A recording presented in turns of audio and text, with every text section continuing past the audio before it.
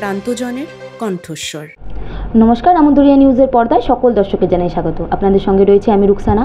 এই মুহূর্তে আমরা যে খবর তুলে ধরবার চেষ্টা করব যে কোচবিহারের সুনীতি রোডের পাশেই অবস্থিত রাজ আমলের তৈরি ঐতিহ্যবাহী ব্রাহ্ম মন্দির। যেই ব্রাহ্ম মন্দির 138 বছরেরও পুরনো এবং 1887 সালে এই ব্রাহ্ম মন্দির তৈরি করা হয়েছিল এবং পরবর্তীতে 2020 সালে এই ব্রাহ্ম মন্দির ঐতিহ্যশালী সম্পদ হিসেবে ঘোষণা করা হয়। আজ কিন্তু আমরা সেই ব্রাহ্ম মন্দিরের ইতিহাস কী রয়েছে আমরা সেই ইতিহাস সরাসরি তুলে ধরবার চেষ্টা করব আমদুরিয়া নিউজের পর্দায়। রাজ আমলের তৈরি ব্রাহ্ম মন্দির, এই ব্রাহ্ম মন্দিরের ইতিহাস কি রয়েছে যদি একটু বলেন। আমরা প্রত্যেকে জানি যে কুচবিহারে একসময় আদি ব্রাহ্ম সমাজ ছিল। পরবর্তীতে ব্রহ্মানন্দ কেশবচন্দ্র সেনের যে বড় মেয়ে সুনীতি দেবী, তার সাথে কুচবিহারের মহারাজা নৃপেন্দ্র নারায়ণের বিবাহ হয় 6 মার্চ 1878 সাধারণাব্দে। এবং তখন থেকে নববিধান যে মত আর কি তা কুচবিহারে প্রবেশ করে। ঠিক সেই সময়ই 1878 সালে যখন মহারাজের বিবাহ হলো, তার সমসাময়িককালে এই ব্রাহ্ম মন্দির নির্মাণ করা হয়েছিল। সমগ্র এশিয়ার এতদ অঞ্চলের মধ্যে এই কুচবিহারের যে ব্রাহ্ম মন্দিরটি, নববিধান ব্রাহ্ম মন্দির সবচাইতে বড় হচ্ছে কুচবিহারের একটি। এশিয়ার এতদ অঞ্চলে যে সমস্ত মন্দির রয়েছে তার মধ্যে আর কি। মন্দিরটির আগে একটু ওপরে বড় চূড়া ছিল, কিন্তু 12 জুন 1897 সাধারণাব্দে বিকেল 5টা নাগাদ যে ভূমিকম্প হয়েছিল, সেই ভূমিকম্পে চূড়াটি ভেঙে পড়েছিল। কিন্তু পরবর্তীকালেও প্রায় 90 দশকের শুরু পর্যন্ত এই ব্রাহ্ম মন্দিরে প্রায় নিয়মিত যে সমস্ত উৎসব ব্রাহ্ম ধর্মের সেগুলো প্রচলিত ছিল। কিন্তু পরবর্তীকালে যারা এখানে ব্রাহ্ম মন্দিরে আচার্যের দায়িত্বে ছিলেন, সেই পরিবারটি ছেড়ে চলে যায় কুচবিহার এবং সাধারণ মানুষেরও হয়তো অনাগ্রহবশত এই ব্রাহ্ম সমাজ দীর্ঘকাল বন্ধ পড়েছিল।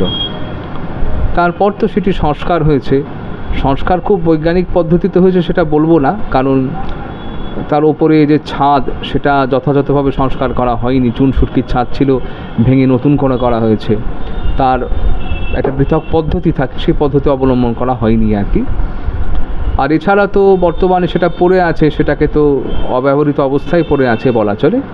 এই যে ব্রাহ্ম মন্দির, এটা কোথায় কোথায় অবস্থিত রয়েছে?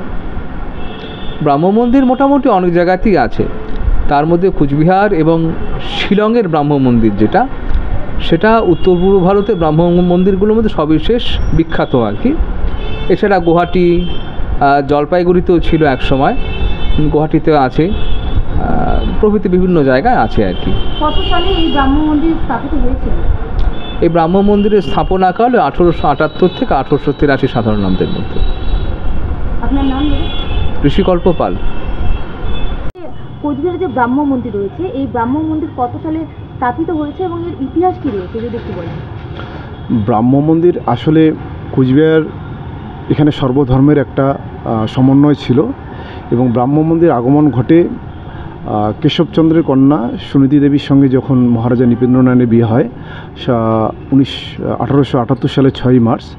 তারপরে একটা ব্রাহ্ম ধর্মের প্রভাব কুচবিহারে চলে আসে এবং যেহেতু কুচবিহারে এই ব্রাহ্ম ধর্মের প্রভাব চলে আসে এবং মহারাজাও ব্রাহ্ম ধর্মে দীক্ষিত হয়, তারপরের থেকে এই নববিধান যে ব্রাহ্ম মন্দিরটা সেটাও প্রায় 1888 সালে স্থাপিত হয়।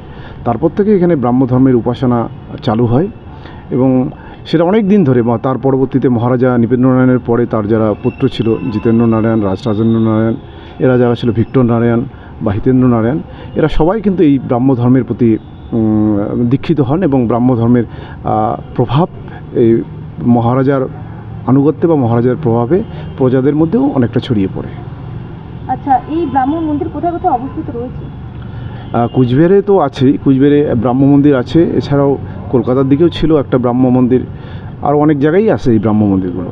আচ্ছা, এই ব্রাহ্ম মন্দির তো এখন প্রচলিত নয়, তো কতদিন অবধি এই ব্রাহ্ম মন্দির প্রচলিত ছিল? এটা স্বাধীনতার ভারতের কুচবিহারের ভারত ভক্তি বা ভারত স্বাধীনতার পরেও কুচবিহারে 60-এর দশক পর্যন্ত এই ব্রাহ্ম মন্দির ছিল। তার পরবর্তীতে আমরা দেখতে পাচ্ছি যে যেহেতু এখানে ব্রাহ্ম ধর্মের যারা উপাসনা করতো, যে সমস্ত পরিবারগুলি, সেগুলি আস্তে আস্তে কিন্তু এখান থেকে চলে যায়। স্বাভাবিকভাবেই এই উপাসনা করার লোকগুলি না থাকার ফলে আস্তে আস্তে ব্রাহ্ম মন্দির বন্ধ হয়ে যায় এবং ব্রাহ্ম ধর্মের এখানে যে প্রভাবটা ছিল যে বিভিন্ন ধর্মের মধ্যে ব্রাহ্ম ধর্ম যে প্রভাবটা ছিল সেটাও কিন্তু আস্তে আস্তে কমে যায়। আজকে সেই ব্রাহ্ম মন্দির একটি শুধু নিদর্শন হিসেবে দাঁড়িয়ে আছে। আচ্ছা, আপনার নাম এবং কোন দায়িত্বে রয়েছে? কুমার মৃদুল নারায়ণ, মুখপাত্র, the Cooch Behar royal family successors welfare trust. Amudoria News, voice of the marginal.